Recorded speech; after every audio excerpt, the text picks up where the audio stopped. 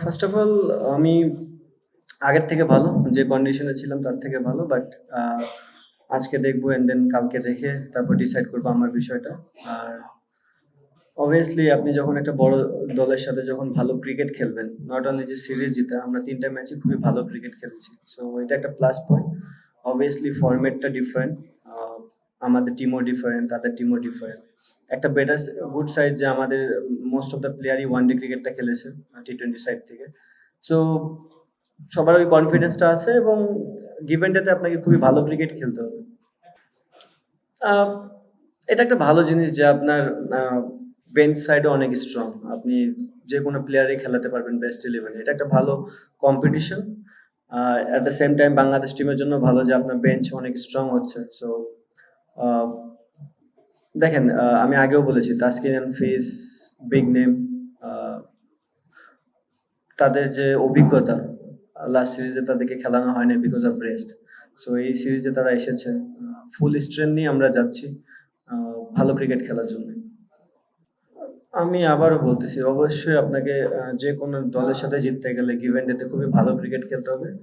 At the same time, যেটা আমি last সিরিজেও বলেছিলাম যে আমাদের যারা লোয়ার মিডলে ব্যাটিং করে তাদের কাছেও অনেক দায়িত্ব আছে।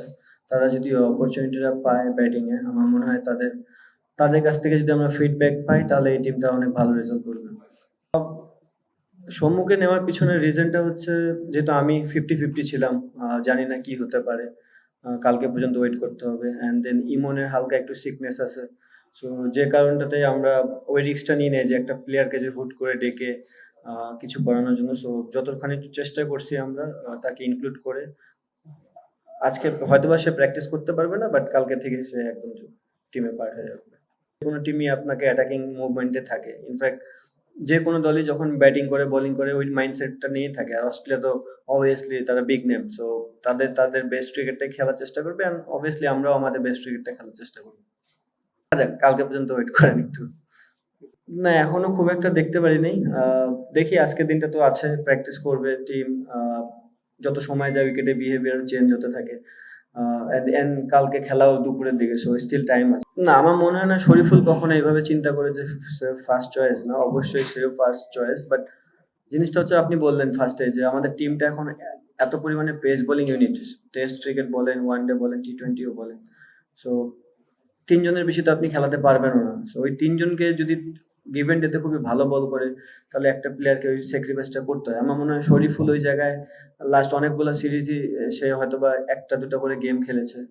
লাস্ট টি-20 সিরিজটাতেও দেখে লাস্ট ম্যাচটা খেলেছে এবং ভালো বল করেছে। সো এটা গুড সাইন যে যারাই নিউ কামার হিসেবে আসতেছে, গেমে সুযোগ পাচ্ছে, তারা ডেলিভার করতেছে ওই জায়গাটা। মেসেজ সবার জন্য একটাই, এখানে ডিফারেন্ট কোনো মেসেজ নেই। প্র্যাকটিস করো, পরিশ্রম করো, যখন সুযোগ আসবে তখনই খেলবা এবং সুযোগ সবসময় আসবে। বিকজ ব্যাটসম্যানের ক্ষেত্রে জিনিসটা এমন হয় যে আমরা যখন যে ব্যাটসম্যানটা খুব ভালো পারফর্ম করে তাকে কিন্তু কখনো ব্রেক দিই না, বিকজ ব্যাটিং জিনিসটা এমন। আবার পেস বোলারদের ক্ষেত্রে কিন্তু উল্টা হয়ে যায় যে ২-৩টা গেম খেললেও ওয়ার্কলোডের একটা বিষয় থাকে। তো পেস বোলাররা ঘুরায় ফিরে খেলবেই এবং তারাও সেটা জানে। হয়তোবা এখন শরীফুল একটা খেলছে, কোনো সিরিজে দেখবেন শরীফুল ২-৩টা ম্যাচ খেলবে, দেন ওকে ব্রেক দিয়ে অন্য কেউ খেলবে। সো এইভাবেই চলতে থাকবে।